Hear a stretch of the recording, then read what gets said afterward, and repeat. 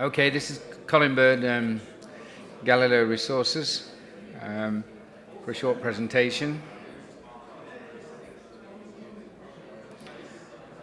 The focus of Galileo is copper, although we have some gold in our portfolio.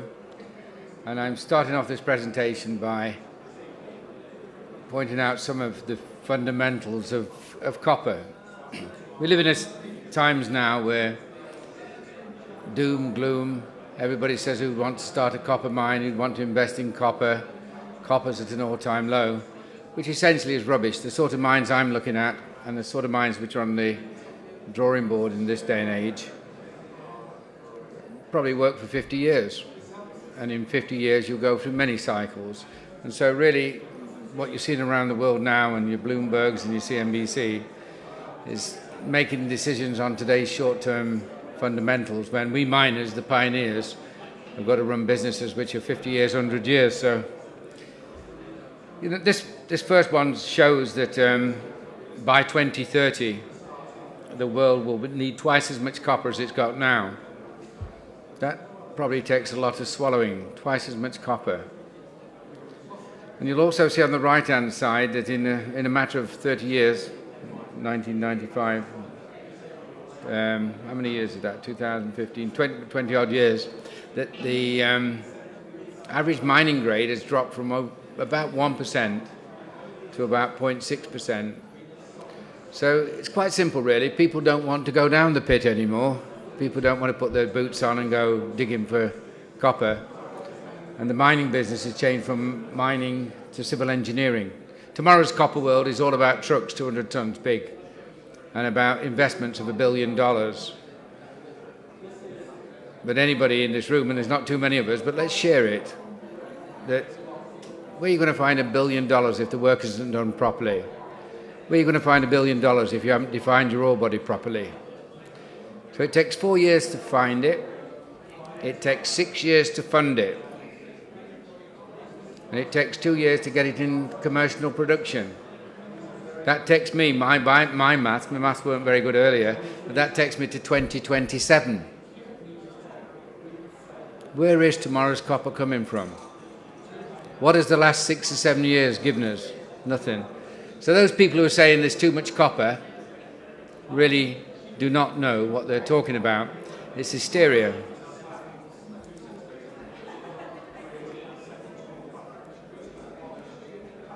These are a few more graphs which show the same thing. But essentially what I'm saying is there's an overemphasis on China. China is important. But we've got India. We've got the rest of Southeast Asia. America is recovering. Europe one day will recover. That demand for copper is apace. People need the cell phones. They need their white goods. They need the cars. Copper is today's base metal, was yesterday's, and will be tomorrow's. We put together, recognizing this, and I've got an history. I don't know if anybody in this room, is aware of my history, but put several companies together, and I guess the most successful was a company called Kiwara, where in 19 months we sold, we took an Anglo-American deposit, which they could do nothing with, and we sold it to First Quantum for $280 million. At the same time, I put together Pan-African Resources.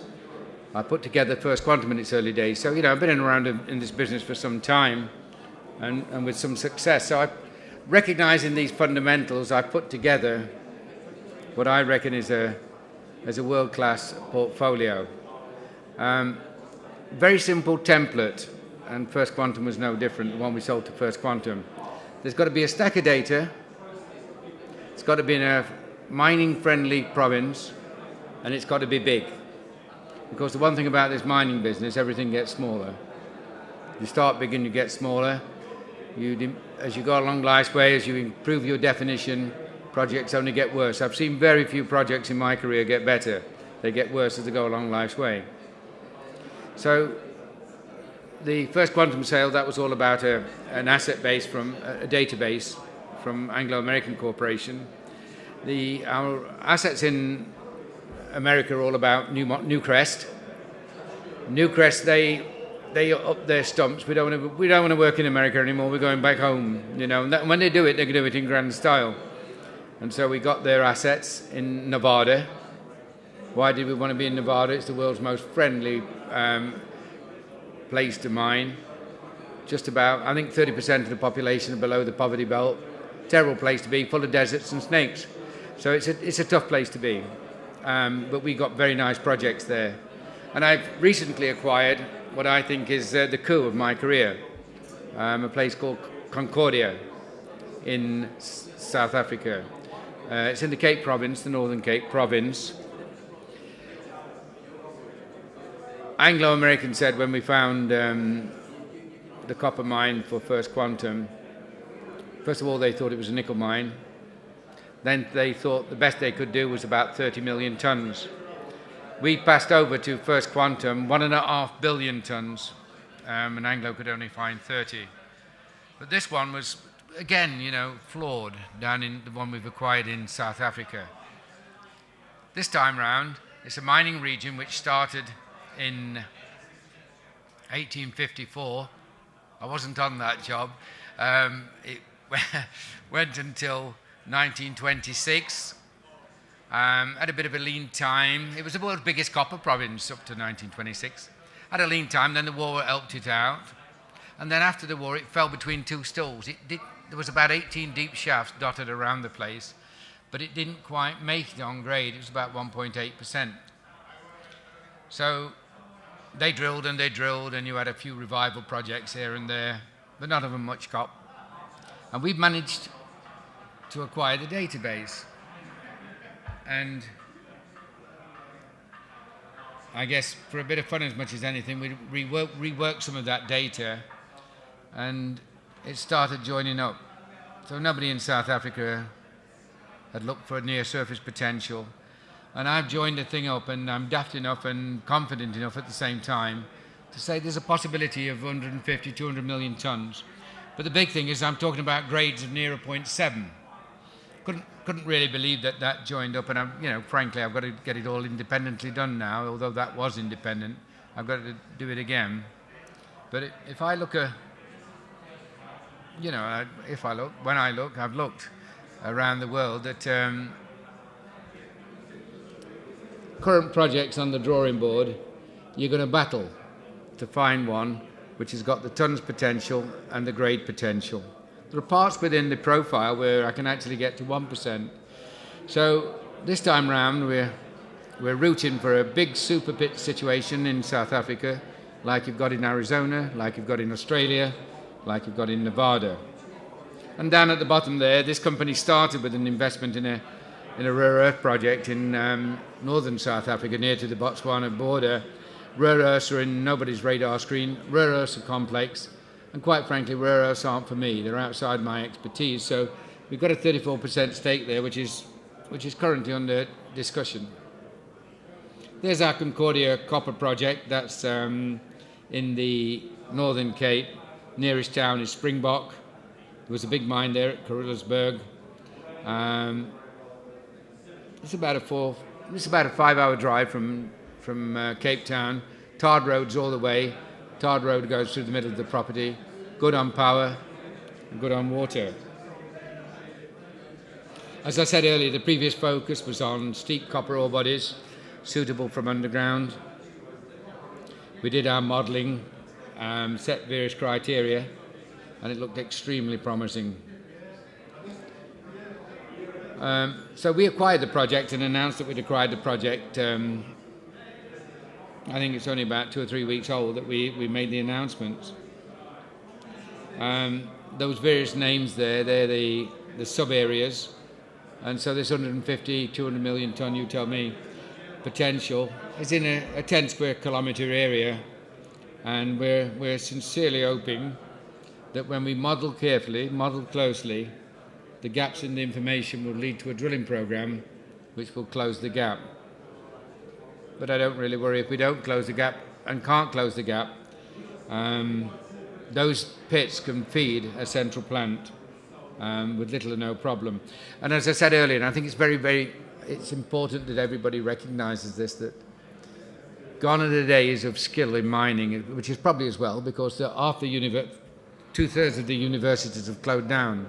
Mining engineers now coming out of universities, there aren't so many of them. And so you cannot be complex, you cannot go for difficult systems. Mining today is all about civil engineering and processing. You've got to be good at it. You've got to be good at your muck shifting.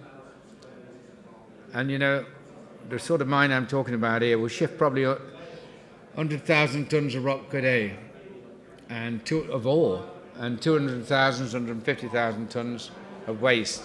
The trucks are massive, massive, massive trucks, 200 tons capacity. Everything's big. And I'm afraid people don't, as I said earlier, people do not want to go crawling around down mines. It's got to be civil engineering, and your muck shifting and your processing. You don't want to be employing massive, massive labour forces. There's just one of the ore bodies. And we want to join the bit between 5 and 7 and 4 and 6 and 7 and 3 and 4. Of course it joins up. But we've got to do the work to prove to the trade and prove to ourselves. And why did I say that? Prove to the trade. It's just too big. I mean, you know, we're the sort of company who goes and raises £200,000 or £300,000 here, and I'm talking about £1 billion billion-dollar projects. This is being got ready for the trade. I've done it several times, and I'll do it again. This is for the trade, and we're developing a mine for the trade. And you know, before I sold First Quantum, the day I knew that that was a mine, I wrote to every single chief executive. I didn't write to the top head of exploration. I wrote to every chief executive and said, I've found something. Not one of them wrote back, not even First Quantum. They bought the mine, and then I got people camping out outside the offices. Senior guys, we better not name the companies, it's wrong to name the companies, but of the top mining companies saying, what have we got to do to turn this deal around? And of course they couldn't do nothing because First Quantum had confiscated my cell phone and basically put me in jail because if I opened my mouth, the deal was finished. So I'll do the same with this. I'll write to everybody and nobody will write back. But one day, somebody will write back, and it won't be too long either. They've taken the time off me again, so I'll very quickly go through this presentation. That's what it looks like. That's a model. It goes a long way down. It doesn't stop at the bottom of the page. There's the mining area. That's geophysics. Those funny purple bits, and it's nice to do the geophysics after you've got the mine. So, you know, they sit on the purple there. It's not rocket science. It's what a kid would do. A 5-year-old kid could say where to drill, but I don't need to drill because we've inherited this massive database. But it's you know, it does underpin our database and our knowledge can only get better. What am I going to do next? I'm going to do much of the same. I'm going to independently verify this. I'm going to actually turn an engineering model into a financial model, and I ain't going to do a lot of money to do it. We've cracked a really nice deal. This deal couldn't have been done 5 years ago, and it certainly couldn't have been done in 2006. So we've got to spend 10 million rand. It's rand denominated. The rand gets weaker by the day. We've got to spend 10 million rand to get 51%, and then programs are dictated by ourselves. So it's a good deal. It's a fair deal in the market we find ourselves. I say here that it's a super pit potential, quick to define.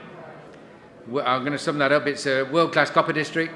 We're going for the super pit. We've got 5 zones already identified. Only a small part, you saw how small of that geophysics program, how small the area was. The black empowerment's in place, and we've got a management team who's done it before. That's important. We've done it before. That's very important. And we'll do it again. So really, I can only take you through the latter part of the portfolio now and show you some of what we've got in Nevada. Silverton's a gold project. Gabs is a really big, well-defined project, which has got some joint venture interest. There we are in the United States, dotted around Nevada. Our ongoing strategy for St. Vincent's is to essentially move that GABS project forward and joint venture our gold projects. But, you know, at the moment, our heads down and off we go on O'Keefe Concordia. GABS is number 2, and the rest I think will end up joint venturing. There's a picture of GABS. You're not going to do much damage there, you know, if you start a mine. Nobody's got any jobs, nobody's got any work. Boy, will they be happy. The American government will be very happy, and they're really encouraging you to go to Nevada. Got a plant next door that's redundant and idle, it's done its job. But where do they store aeroplanes? They store aeroplanes which ain't working in Arizona and Nevada. Why is that? Because those desert conditions, they never deteriorate. That plant, when you go and have a look at it, it looks like it was built yesterday. Everything's in great condition inside it. There's some intercepts for those who understand intercepts and are interested in intercepts. They're convincing. What we need as mining engineers, we need long runs and we need decent grade. They're long runs and they're decent grade. Look at that, 167 million tonnes at 0.74 gold equivalent, a 0.43 gold equivalent, copper equivalent, which gives us 750,000 tonnes of copper, and we're open in all directions, and we've got really classy neighbours in terms of the mining world, big names. There's Furby, you can do even less damage to that one in the desert. Gold has been found, but that's not what we're looking for. We suspect there's a skarn on the north and on the east. Balanced portfolio with near-term projects. Hopefully I've demonstrated we've got 2 good projects, one in South Africa, one in Nevada. We've got good supporting projects. We've got a team who's done it before. 2 of our concessions are big enough, and more than big enough for major company acquisition. Our geological setting makes sense. We're not chasing concepts. None of our projects require a lot of cash in the short term. I've got a great big database for all of them, and I can merrily do what I do best. That's getting the engineers working out just what is this in real terms. What's its value? How can I enhance the value? So there you go. That's Galileo in a thumbnail sketch, and that concludes my presentation. The board there essentially is balanced. I'm Chief Executive and Chairman. Andrew is my technical director, has been with me forever. Richard Wallenberg comes as a very capable non-executive director who comes from the property fund and property world. And Chris Malefi is the senior black empowerment guy who's actually the chairman of Merapi Chrome, and before that was the chief executive of the Royal Bafokeng. That's the shares out, 155 million in this day and age, that's not too many. Options are about 5 million, that's not too many either. Aimco GLR, and thank you very much for listening to me. I appreciate it. Thank you. Don't know if there's any questions.